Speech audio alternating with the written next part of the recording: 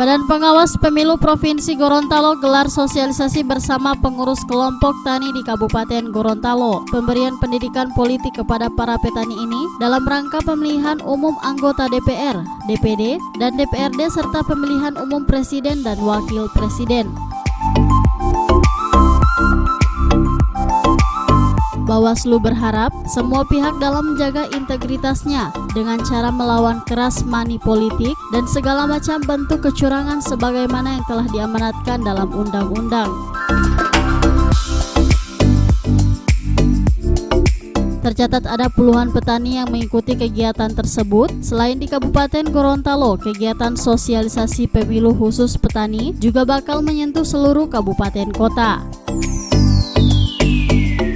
Kegiatan yang kita laksanakan ini sudah yang ke-16 kali yang dilakukan oleh Bawaslu Provinsi dari kurun waktu tahun 2017. Itu di luar dari kegiatan yang dilakukan oleh Bawaslu Kabupaten Kota dan Panwas Kecamatan yang juga melakukan sosialisasi di kecamatan maupun di kabupaten masing-masing.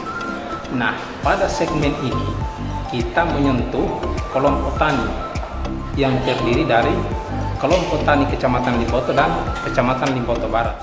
Bagaimana amanat undang-undang, tidak boleh ada praktek-praktek politik uang. Maka kita berharap bahwa kelompok tani ini bisa menjadi mitra Bawaslu.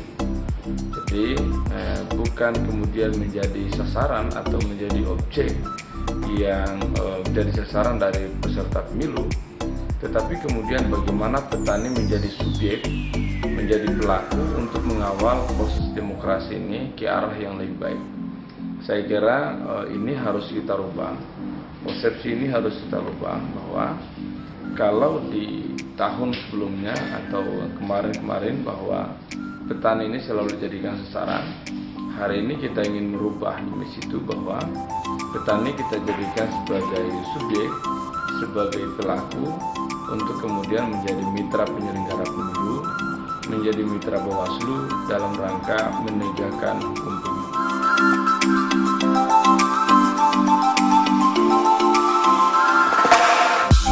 Pihaknya juga berharap tingkat partisipasi pemilih di Pemilu 2019 bisa naik dibandingkan dengan tahun-tahun sebelumnya. Cara menaikkan partisipasi ini salah satunya dengan memperbanyak sosialisasi di berbagai lapisan masyarakat.